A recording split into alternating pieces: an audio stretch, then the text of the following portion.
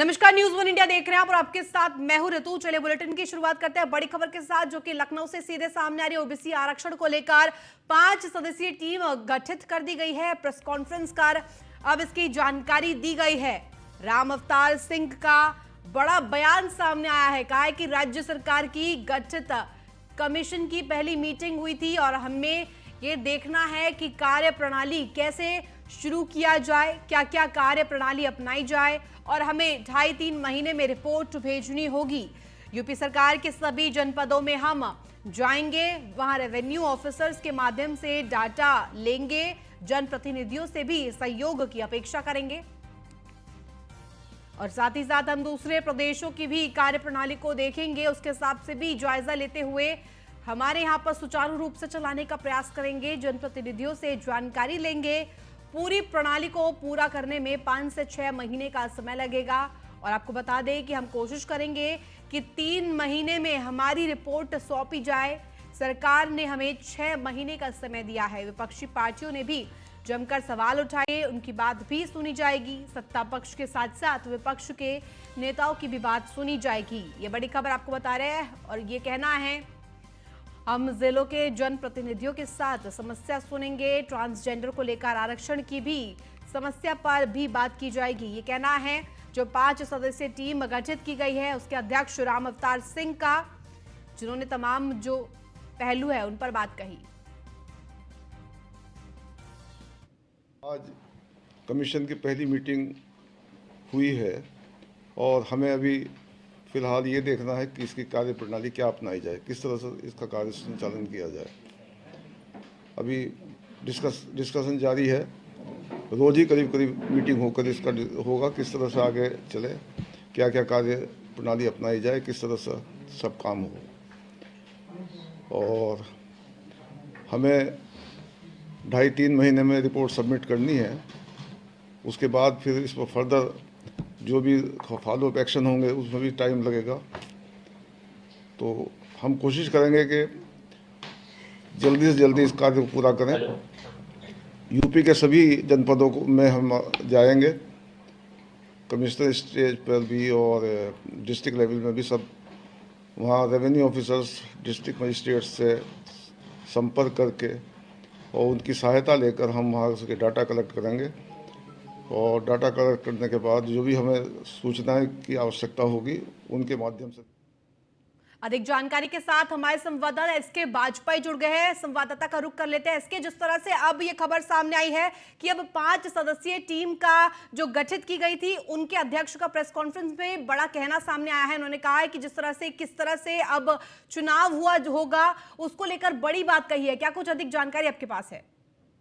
बिल्कुल निश्चित तौर पर, क्योंकि हम देखें तो मुख्यमंत्री योगी आदित्यनाथ ने उत्तर प्रदेश में ओबीसी आरक्षण को लेकर आयोग गठित कर दिया है। राम अवतार सिंह, जो कि रिटायर्ड जज हैं, वो उस कमेटी के चेयरमैन हैं और उस कमेटी ने आज अपनी पहली बैठक की है। पहली बैठक के बाद प्रेस कॉन्फ्रेंस की गई और पूरी जानकारी उनकी तरफ से दी गई है कि अब तक क्या स्थिति है और किस तरीके से वो चीजों को आगे बढ़ाएंगे। उन्होंने स्पष्ट किया कि सरकार ने उनको 6 माह का वक्त दिया है, मतलब 6 माह में सर्वे करना है, सामाजिक आर्थिक स्तर पर यह देखना है कि क्या स्थिति है, उसी के आधार पर आरक्षण का सर्वे होगा। जो रेवेन्यू ऑफिसर्स हैं उनसे भी रिपोर्ट ली जाएगी, जो स्थानीय तौर पर जनप्रतिनिधि हैं उनसे भी जानकारी लेंगे। जो लोग शिकायत कर रहे हैं उन शिकायतकर्ताओं से भी हम मिलेंगे, उनसे भी पूछेंगे कि आखिर उनकी शिकायत की क्या वजह है। उन सारी चीजों को जानने के बाद हम अपनी रिपोर्ट सरकार को प्रस्तुत करेंगे ताकि आरक्षण व्यवस्था को ठीक किया जा सके। और इन सारी चीजों को ध्यान में रखते हुए चीजों को किया जाएगा और कहीं ना कहीं हमारी कोशिश होगी कि बेहतर ढंग से चीजों को आगे बढ़ाया जाए। हालांकि सरकार का वक्त 6 माह का जरूर है, लेकिन हमारी कोशिश है कि उसको 3 माह में पूरा कर लिया जाए, जिसको लेकर हम उत्तर प्रदेश के सभी 75 जिलों का दौरा करेंगे। आज पहली बैठक हुई थी, हमने चीजों को तय किया है। तो निश्चित तौर पर हम देखें, जिस पूरी आरक्षण व्यवस्था को लेकर लगातार हंगामा चल रहा था, चीजें और कहीं न कहीं लगातार राजनीतिक होती जा रही थी। सभी जो विपक्षी दल हैं उनकी तरफ से लगातार सरकार पर हमले किए जा रहे थे। इन चीजों को कहा जा रहा था कि आरक्षण व्यवस्था को कहीं न कहीं खत्म करने के लिए इस तरीके की चीजें की जा रही, लेकिन सरकार ने तत्काल आरक्षण के लिए आयोग गठित कर दिया। आयोग ने पहली बैठक कर दी। आज प्रेस कॉन्फ्रेंस के जरिए अपनी बैठक की जो प्रगति रिपोर्ट है वो भी मीडिया के सामने रख दी और कहीं न कहीं चीजों को बताने की कोशिश की गई है कि हम पूरी तरीके से आगे बढ़ रहे हैं। और कहीं ना कहीं हम चीजों को बेहतर ढंग से आगे बढ़ाने की कोशिश कर रहे हैं और उनके जरिए हम बेहतर ढंग से आगे बढ़ेंगे और चीजों को कहीं ना कहीं बेहतर ढंग से सुनिश्चित करेंगे। ये हाँ। सारी जानकारी आज जो आयोग गठित किया गया है उसकी तरफ से दी गई है। जी। बिल्कुल एसके, और ऐसे में किस तरह की प्रणाली अपनाई जाए इस पर खास तौर पर ध्यान है। और सबसे अहम बात इसमें ये निकलकर सामने आई प्रेस कॉन्फ्रेंस में कि सत्ता पक्ष के साथ साथ विपक्ष के नेताओं की भी बात सुनी जाएगी, उनकी भी राय विचार ली जाएंगे। तो ऐसे में राय विचार में क्या कुछ सामने आ सकता है, इसको लेकर भी? बिल्कुल निश्चित तौर पर आयोग की तरफ से यह स्पष्ट किया गया है कि चूंकि ये सर्वे जो होगा वो राजनैतिक, सामाजिक और आर्थिक आधार पर होगा, जो कि सुप्रीम कोर्ट हाँ। के डिसीजन में है और ट्रिपल टेस्ट फार्मूला इसमें अपनाया जाएगा। उसको लेकर आयोग ने स्पष्ट किया है कि वो सभी 75 जिलों का दौरा करेंगे और उन दौरों के दौरान वो देखेंगे कि चीजें कहां किस तरीके से हैं, जो लोग शिकायत करता है, जो शिकायत कर रहे हैं उनकी शिकायत को किस तरीके से दूर किया जाए, उनकी शिकायतों को भी शामिल करेंगे। साथ ही साथ जो स्थानीय जनप्रतिनिधि हैं उनसे भी मुलाकात करेंगे, उनसे भी चीजों के बारे में जानेंगे और रेवेन्यू जो ऑफिसर्स हैं उनसे डेटा कलेक्ट करेंगे कि वहां के जो लोग हैं जिनको आरक्षण दिया जाना है उनका डेटा किस स्थिति में है वो भी हम लेंगे। तो मतलब सीधे तौर पर आयोग की कोशिश होगी कि 3 महीने के अंदर प्रदेश के सभी 75 जिलों का दौरा करें और डेटा कलेक्ट करें, जो सर्वे करना है वो भी करें, जो शिकायत करता है उनकी चीजों को भी इसमें शामिल करें और साथ ही साथ जो जनप्रतिनिधि हैं उनसे भी उनका राय मशवरा लिया जाए, ताकि जो एक गाइडलाइन सुप्रीम कोर्ट ने दी है उस गाइडलाइन के हिसाब से चीजों को आगे बढ़ाया जाए। बिल्कुल एसके, धन्यवाद तमाम जानकारी साझा करने के लिए। वही केंद्रीय गृह मंत्री अमित शाह बेंगलुरु के कर्नाटक पहुंचकर आईटीबीपी के कार्यक्रम में शामिल हुए। उन्होंने कहा कि भारत चीन सीमा को लेकर किसी भी तरह की चिंता करने की जरूरत नहीं है। भारत की 1 इंच जमीन पर भी कोई कब्जा नहीं कर सकता। वहीं बूथ सम्मेलन को संबोधित करते हुए अमित शाह ने कहा कि बीजेपी कर्नाटक में अकेले चुनाव लड़ेगी और अपने दम पर सरकार बनाएगी। ये बड़ा बयान गृह मंत्री अमित शाह का, जिनमें उन्होंने भारत की 1 इंच जमीन को लेकर यह बात कही है कि 1 भी इंच जमीन कोई नहीं हड़प सकता, कोई उस पर कब्जा नहीं कर सकता। नरेंद्र मोदी सरकार ने भारत के 130 करोड़ लोगों को 230 crore dose free of cost देकर भारत को कोरोना से सुरक्षित करना। इसके साथ साथ कोरोना के कारण जिनकी रोजगारी गई, ये 60 करोड़ गरीबों को 2.25 साल तक प्रति व्यक्ति प्रति माह 5 किलो अनाज मुफ्त में देने का काम ये भारतीय जनता पार्टी की नरेंद्र मोदी सरकार है। अरे देवगौड़ा जी, सिद्धरामैया और कांग्रेस के अध्यक्ष गरीबों की बात कर रहे हैं। भाई, आप तो प्रधानमंत्री भी रहे, मुख्यमंत्री भी रहे और कांग्रेस ने 4 पीढ़ी तक शासन किया। हिसाब लेकर आ जाओ, बेंगलोर के चौराहे पर मेरा युवा मोर्चा का कार्यकर्ता आकर आपको हिसाब दे देगा। एक और आपका 65 साल का शासन और एक और मोदी जी के 8 साल का शासन, हमारा पलड़ा भारी है। वही कांग्रेस के नेता राहुल गांधी ने मुख्यालय पर मीडिया को संबोधित किया। उन्होंने कहा कि भाजपा आरएसएस मेरे लिए गुरु की तरह है। मुझ पर आक्रमण के लिए भाजपा संघ का धन्यवाद। ये जो यात्रा है इसने ये हमें कुछ बताने की कोशिश की है और अगर हम उससे नहीं सुनते हैं तो ये उस आवाज का अपमान होगा। आगे उन्होंने ये भी कहा है कि मैं जानता हूं कि विपक्ष के सारे नेता हमारे साथ खड़े हैं। भारत जोड़ो यात्रा के दरवाजे हर उसके लिए खुले हैं जो भारत को जोड़ना चाहता है। विचारधारा में एक रूपता होती है।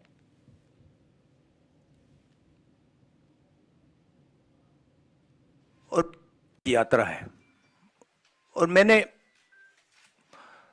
अपने साथ में कुछ ले नहीं गया। मैंने कहा देखो मैं जाऊंगा और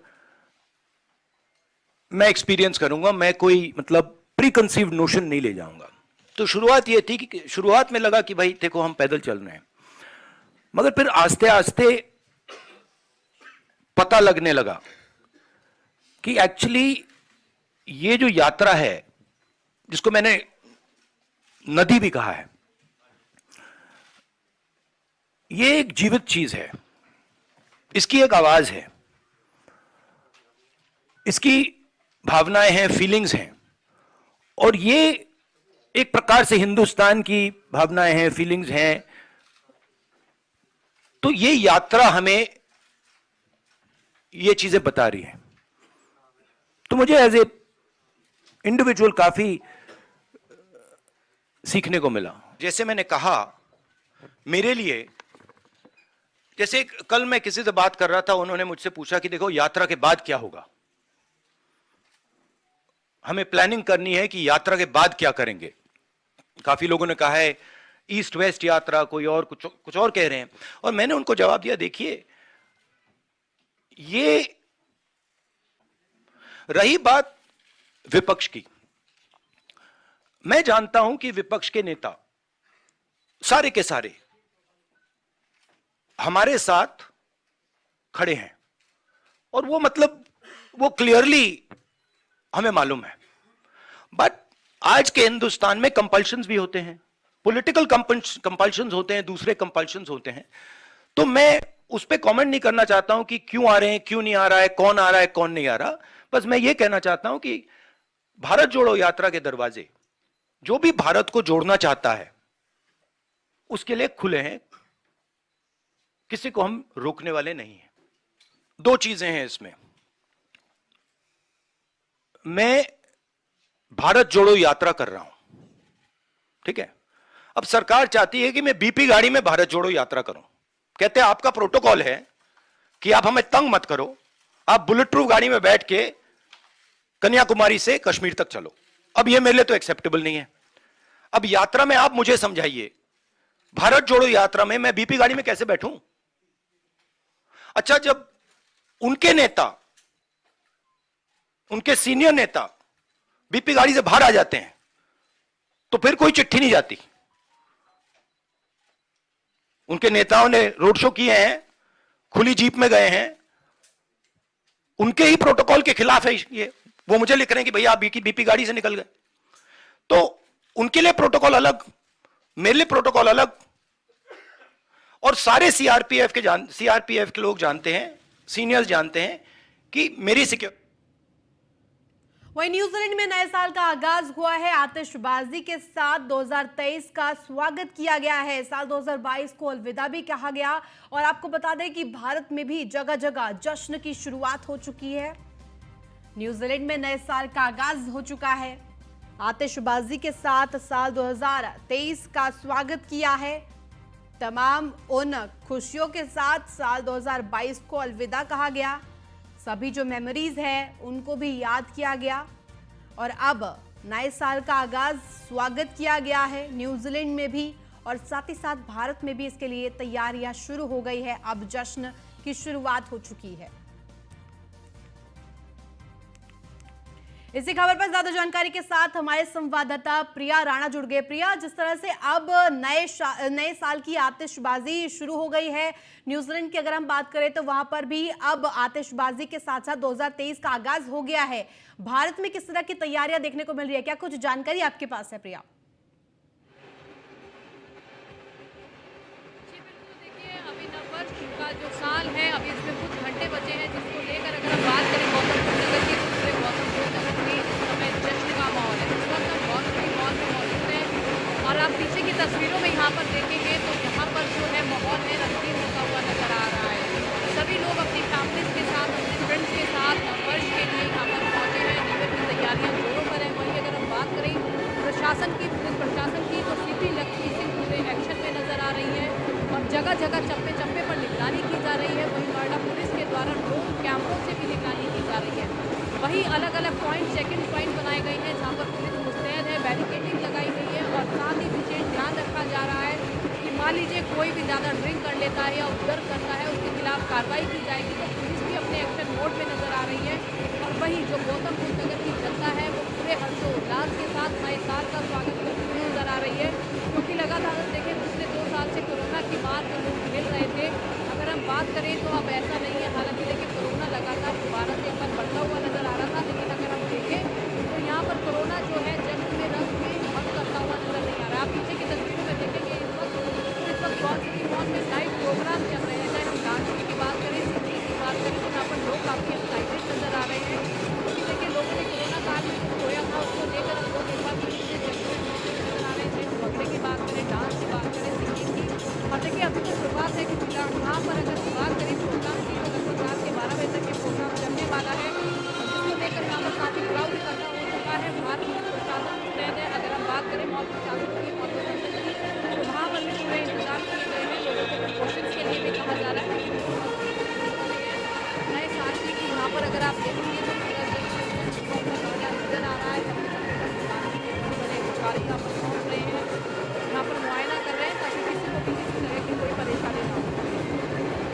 बिल्कुल प्रिया, और ऐसे में आपके पीछे की आवाजें सुनकर ये मैं समझ सकती हूँ कि किस तरह की अभी तैयारियां चल रही है। और आपसे ये जानना चाहूंगी, क्योंकि आपने लोगों से बातचीत भी की होगी, किस तरह का उत्साह उनके पास उनके सामने देखने को मिल रहा है?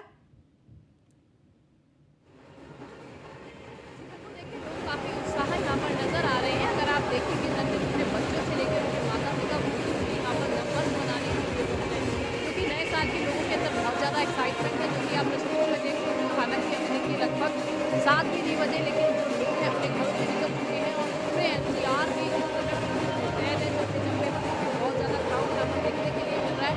अगर आप पीछे की तस्वीरों में देखेंगे तो अलग अलग प्रोग्राम जो है यहाँ पर चल रहे हैं, लाइव टेलीकास्ट यहाँ पर हो रही है। की बात कर ले, डांसिंग की बात कर ले, लाइटिंग के प्रोग्राम की बात कर ले, राजस्थानी डांस की बात कर ले, तो देखिए लोग जो है नए साल के जश्न में नजर आ रहे हैं। आप देखेंगे तस्वीरों में लोग यहाँ पर सेल्फियां लेते हुए, डांस करते हुए, और अब 7 बजे का समय है, उसके बाद यहाँ पर जो तस्वीरें हैं लगातार बदलती हुई नजर आएंगी।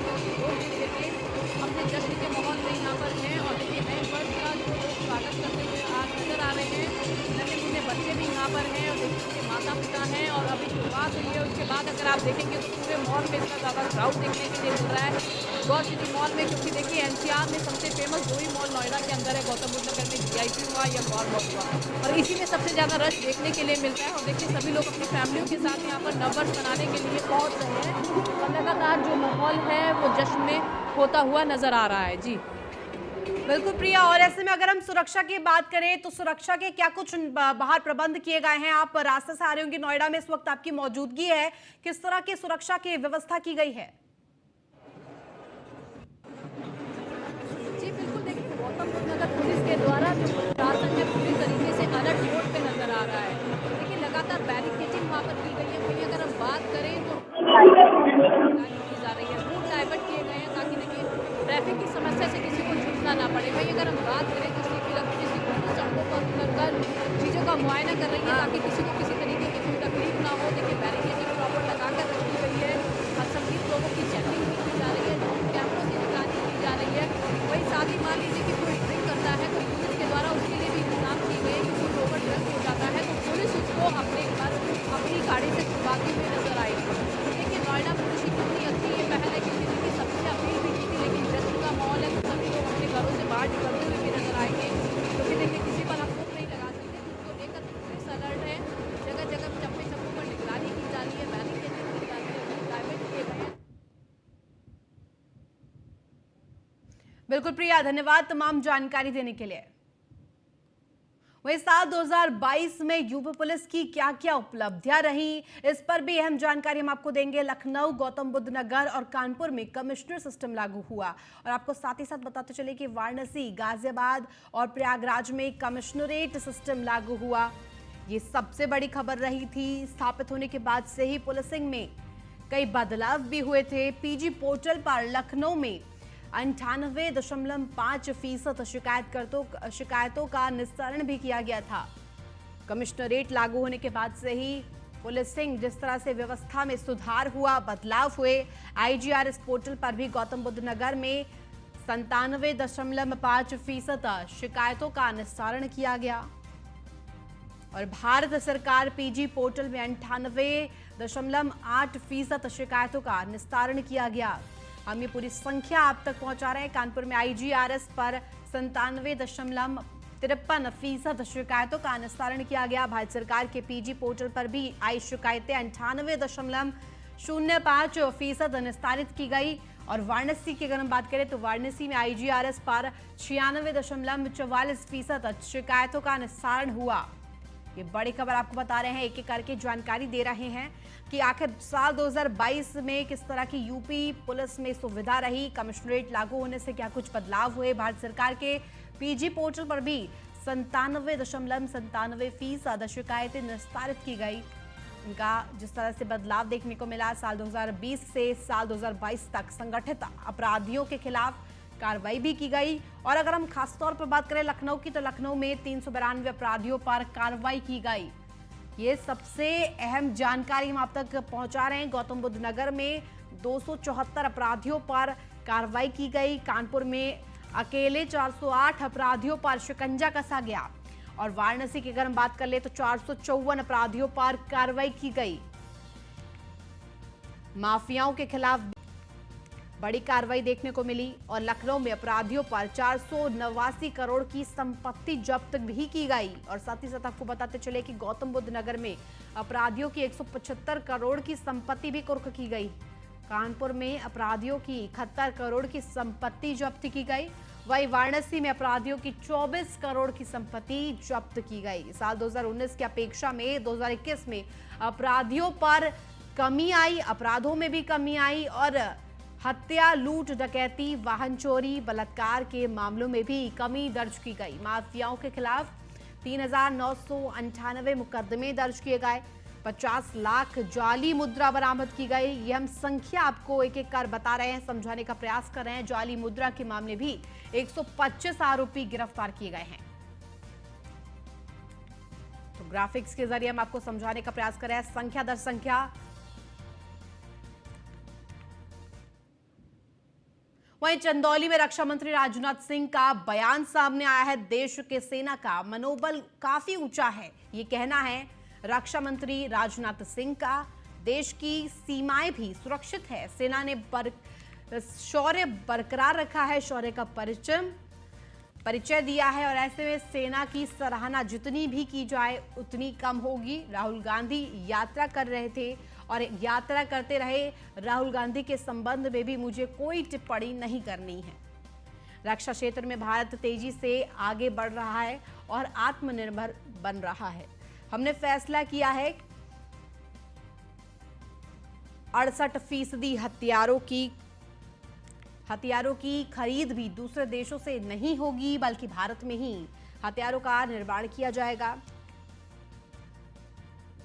हथियार जिस तरह से पहले इंपोर्ट किए जाते थे और अब देश में ही बनाए जाएंगे। भारत आत्मनिर्भर बन रहा है। भारत के तहत ये निर्णय लिया गया है, अब सारे बड़े टैंक, गोले, मिसाइल देश में ही बने जाएंगे।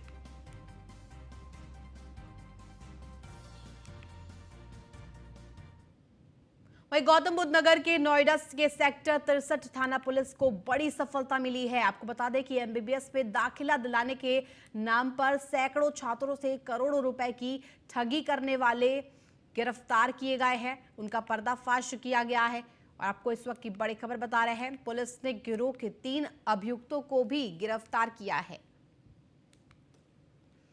पूछताछ में अभियुक्तों ने बताया कि सेक्टर 63 के डी ब्लॉक में ऑफिस खोलकर एमबीबीएस में दाखिला दिलाने के लिए फोन, मैसेज और इंटरनेट के माध्यम से संपर्क करते थे और ऑफिस बुलाकर छात्रों की काउंसलिंग कराई जाती थी, जिसके बाद छात्रों को सरकारी एमबीबीएस कॉलेजों में दाखिला कराने को लेकर लालच देकर छात्र से 15 से 30 लाख रुपए लिए जाते थे।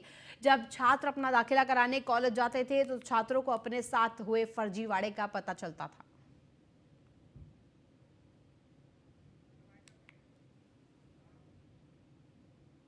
तो फिलहाल इस बुलेटिन में बस इतना ही। आप देखते रहे न्यूज़ 1 इंडिया।